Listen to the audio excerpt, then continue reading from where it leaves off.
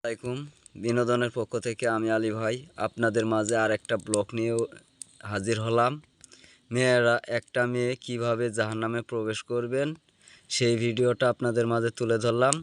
চলুন আমরা এখন মূল ভিডিওতে চলে যাই। আর ভিডিওটা যদি ভালো লাগে অবশ্যই চ্যানেলটাকে সাবস্ক্রাইব করবেন, বেল আইকনটা বাজিয়ে দিবেন।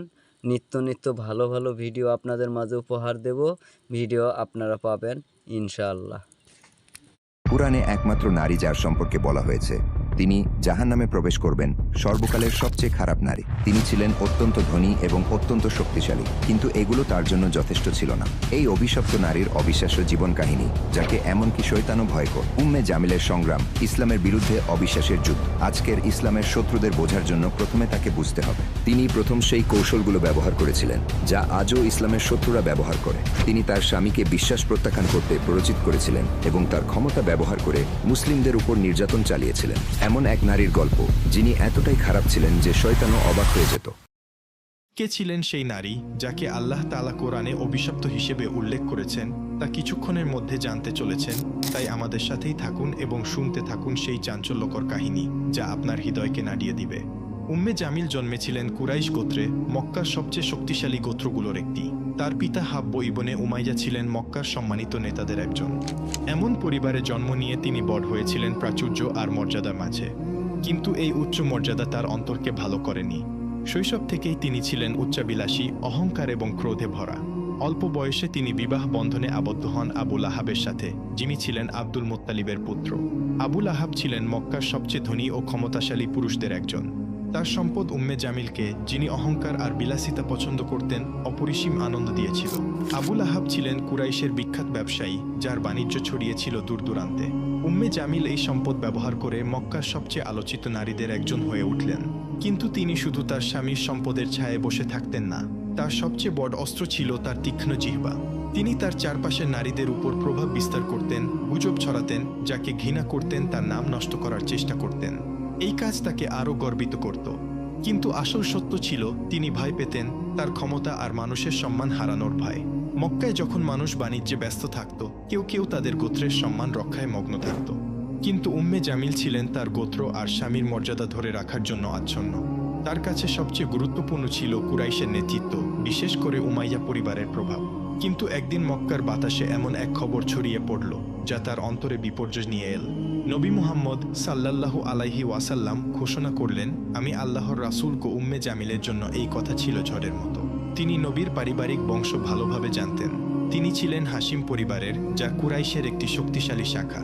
কিন্তু যদি তিনি সত্যিই নবী হন, তাহলে তার ক্ষমতা কি বিপদে পড়বে না? তার জন্য এটি সত্য মিথ্যার প্রশ্ন ছিল না, এটি ছিল নিয়ন্ত্রণের লড়াই। যদি ইসলাম মক্কায় ছড়িয়ে পড়ে, কুরাইশের শাসন ভেঙে যাবে আর তার গর্বের জগৎ ধুলায় মিশে যাবে। তাই তিনি ইসলামের বিরুদ্ধে লড়াইয়ে নেমে পড়লেন, প্রথম নারীদের একজন হিসেবে। তার স্বামী আবু লাহাব ইতিমধ্যেই নবীর বিরোধিতা শুরু করেছিলেন, কিন্তু উম্মে জামিল এই ঘৃণাকে আরও তীব্র করলেন। তিনি শুধু ইসলামের বিরুদ্ধে দাঁড়ালেন না, তিনি এটি ধ্বংস করার জন্য সবকিছু করলেন। নবীর সম্মান নষ্ট করতে, মুমিনদের ভয় দেখাতে তিনি তার বিষাক্ত কথা ছড়িয়ে দিতেন মক্কার সরু গলিতে, বাড়ির উঠোনে, কাবার চারপাশে। তিনি ছিলেন শুধু একজন শত্রু নন, তিনি হয়ে উঠেছিলেন ফিতনার কারণ। কিন্তু তার আসল যুদ্ধ তখনও শুরু হয়নি। উম্মে জামিলের জন্য ইসলাম ছিল শুধু একটি বিশ্বাস নয়, এটি ছিল তার জীবনের জন্য গুরুতর বিপদ। মক্কা ছিলেন এক ব্যক্তি, নবী মুহাম্মদ সাল্লাল্লাহু আলাইহি ওয়াসাল্লাম, যিনি বহু বছরের পুরনো ব্যবস্থার বিরুদ্ধে দাঁড়িয়েছিলেন। আর উম্মে জামিল এই নতুন দিনের বিস্তার রোধ করতে যে কোনো কিছু করতে প্রস্তুত ছিলেন। প্রথমে তিনি এটিকে গুরুত্ব দেননি। নবীর নবুয়াতের দাবি শুনে তিনি ভেবেছিলেন এটি বেশি দিন টিকবে না। কিন্তু যখন মানুষের ভিড় তার পিছনে জড়ো হতে শুরু করলো, তখন তার অন্তরে ভয় আর ক্রোধ জ্বলে উঠল। আবু লাহাবের সাথে মিলে তিনি এই নতুন দিনের বিরুদ্ধে লড়াইয়ের নেতৃত্ব দিলেন। মক্কার নারীদের উপর তার প্রভাব ছিল অপরিসীম। তার একটি কথা শহর জুড়ে ছড়িয়ে পড়ত দ্রুত। তিনি এই ক্ষমতা ব্যবহার করলেন ইসলামের ক্ষতি করতে। উম্মে জামিল মিথ্যা ছড়াতেন, ভুল গল্প রটাতেন। মুহাম্মদ পাগল, উম্মে জামিল চিৎকার করে বলতেন। মুহাম্মদ জাদুকর, উম্মে জামিল মানুষকে সতর্ক করতেন। মুহাম্মদ মিথ্যাবাদী, যিনি মক্কার শৃঙ্খলা ভাঙতে চান, উম্মে জামিল দাবি করতেন। এই মিথ্যার উদ্দেশ্য ছিল শুধু মানুষকে বিভ্রান্ত করা নয়, এটি ছিল নবীর সম্মান ধুলায় মিশিয়ে দেওয়া, মানুষকে তার থেকে দূরে সরিয়ে দেওয়া। তিনি এমনকি নিম্নমানের পন্থাও ব্যবহার করেছিলেন। একদিন মক্কার বাজারে তিনি মানুষ জড়ো করে চিৎকার করে বললেন, মুহাম্মদ তার নিজের পরিবারেরও ক্ষতি করছেন। কিন্তু সত্য ছিল এর সম্পূর্ণ বিপরীত। নবী ছিলেন মক্কার সবচেয়ে সৎ, সবচেয়ে বিশ্বস্ত মানুষ। তবু উম্মে জামিল তার নামে মিথ্যা রটিয়ে চললেন। তার সবচেয়ে বড় শত্রু ছিলেন উম্মুল মুমিনিন খাদিজা রাদিয়াল্লাহু তাআলা আনহা। তিনি ছিলেন মক্কার সবচেয়ে সম্মানিত নারী এবং নবীর সবচেয়ে শক্তিশালী সমর্থক। উম্মে জামিল খাদিজার প্রতি তীব্র হিংসা পোষণ করতেন। তিনি তার নামে হাসি ঠাট্টা করতেন, মক্কার নারীদের তার বিরুদ্ধে খেপিয়ে তুলতেন, তাকে একা করে দেওয়ার চেষ্টা করতেন। তিনি খাদিজার সাথে দেখা করা নারীদের হুমকি দিয়ে বলতেন, তোমরা যদি তার সাথে মিশতে থাকো, আমরা তোমাদের সমাজ থেকে বের করে দেব। কিন্তু খাদিজার শান্ত মর্যাদা, তার অটল বিশ্বাস উম্মে জামিলের সমস্ত চক্রান্ত ব্যর্থ করে দিল। তার অন্তরে ছিল নবীর প্রতি অগাধ ভালোবাসা, যা উম্মে জামিলের ক্রোধের চেয়ে অনেক বড় ছিল। উম্মে জামিল শুধু কথায় থামেননি, তিনি ইসলামকে থামানোর জন্য হাত পা সবই চালিয়েছিলেন। তিনি নতুন মুসলিমদের ভয় দেখানোর, তাদের ইসলাম ত্যাগ করতে বাধ্য করার পরিকল্পনা করতেন। তিনি কুরাইশ নেতাদের উস্কে দিতেন মুসলিমদের উপর চাপ বাড়াতে। তিনি নবীর পথে পাথর আর কাঁটা ফেলে তার ক্ষতি করার চেষ্টা করতেন। তিনি মানুষকে উৎসাহ দিতেন মুসলিমদের বাণিজ্য আর সমাজ থেকে বাদ দিতে। একদিন যখন নবী কাবার কাছে সালাতে দাঁড়িয়েছিলেন, আবু লাহাব আর উম্মে জামিল তাদের লোকদের নির্দেশ দিলেন তার উপর নোংরা জিনিস ছুঁড়ে মারতে। তারা মক্কার সবচেয়ে সম্মানিত মানুষটির অপমান করতে একটু দ্বিধা করলেন না। কিন্তু তারা যতই চেষ্টা করুক, মুসলিমদের সংখ্যা প্রতিদিন বাড়তেই থাকল। এটি উম্মে জামিলকে পাগল করে দিল। তার মিথ্যা চক্রান্ত আর যথেষ্ট ছিল না। তিনি নবীকে হত্যার পরিকল্পনা শুরু করলেন। বহু বছর ধরে তিনি ইসলামের সবচেয়ে বড় শত্রুদের একজন ছিলেন, কিন্তু তার নাম শুধু মক্কার পথে ঘাটে উচ্চারিত হলো না, কুরআনে তাকে চিরকালের জন্য অভিশপ্ত হিসেবে লিপিবদ্ধ করা হলো। আবু লাহাব আর উম্মে জামিল ইসলামের বিস্তারে আরও হিংস্র হয়ে উঠলেন। কিন্তু তারা যাই করুক, আল্লাহর সত্য জয়ী হলো। একদিন নবী সাফা পাহাড়ে দাঁড়িয়ে কুরাইশের লোকদের ডাকলেন। তিনি বললেন, হে কুরাইশের মানুষ, যদি আমি বলি এই পাহাড়ের পিছনে একটি সেনাবাহিনী আছে যারা তোমাদের আক্রমণ করতে প্রস্তুত, তোমরা কি আমাকে বিশ্বাস করবে? সবাই একসাথে বলে উঠল, হ্যাঁ, কারণ তুমি কখনো মিথ্যা বলনি। তখন নবী বললেন, তাহলে শোনো, আমি তোমাদের একটি মহাশাস্তির বিষয়ে সতর্ক করছি। এই কথায় চারদিক নীরব হয়ে গেল। এটি ছিল ইসলামের প্রকাশ্য ডাকের শুরু।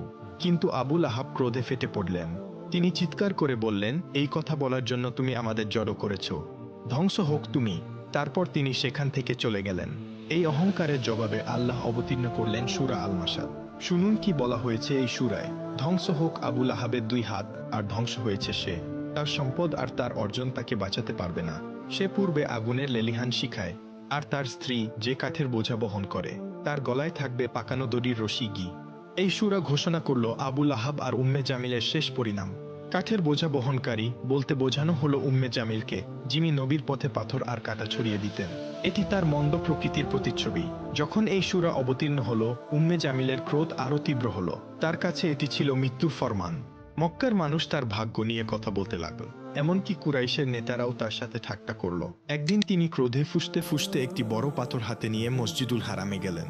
তিনি নবীকে হত্যা করতে চাইলেন। তিনি ভেবেছিলেন নবী সেখানে বসে আছেন। আবু বকর রাদিয়াল্লাহু তাআলা আনহু তার পাশে ছিলেন।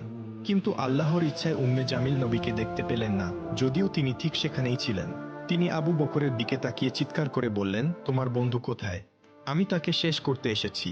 সে তার জাদু আর মিথ্যা দিয়ে আমাদের একে অপরের বিরুদ্ধে করেছে। আবু বকর শান্তভাবে তার দিকে তাকালেন। আল্লাহ নবীকে তার চোখের সামনে অদৃশ্য করে দিয়েছিলেন। উম্মে জামিল ক্রোধে পাথর ফেলে দিয়ে চলে গেলেন। তিনি জানতেন সূরা মাসাদ তার শেষ ঘোষণা করেছে, কিন্তু তার ক্রোধ আল্লাহর বিচার বদলাতে পারল না। সূরা মাসাদের অবতীর্ণ হওয়া আবু লাহাব আর উম্মে জামিলের জন্য বিপর্যয় ছিল। তারা ইসলামের উত্থান থামানোর জন্য সব চেষ্টা করেছিল। আবু লাহাব মুসলিমদের বিরুদ্ধে সামাজিক ও অর্থনৈতিক বয়কটের নেতৃত্ব দিয়েছিলেন। এই কঠোর বয়কট 3 বছর ধরে মুসলিমদের কষ্টে ডুবিয়ে রেখেছিল। কিন্তু তারা ইসলামের আলো নিভিয়ে দিতে পারলেন না। তাদের নিষ্ঠুরতা তাদের নিজেদের ধ্বংসের পথে নিয়ে গেল। আবু লাহাবের শেষ এলো নির্মমভাবে। মক্কায় একটি মারাত্মক রোগ ছড়িয়ে পড়ল। আবু লাহাব সেই রোগে আক্রান্ত হলেন। তার শরীর এতটাই ভয়াবহ হয়ে গেল যে কেউ তার কাছে যেতে সাহস করল না। এমনকি কুরাইশের লোকেরাও তাকে ত্যাগ করল। তিনি একা মারা গেলেন, ব্যথায় কাতরাতে কাতরাতে। উম্মে জামিল, যিনি বছরের পর বছর তার স্বামীকে সমর্থন করেছিলেন, তিনিও তাকে পরিত্যাগ করলেন। তার মৃতদেহ পড়ে রইল মাটিতে।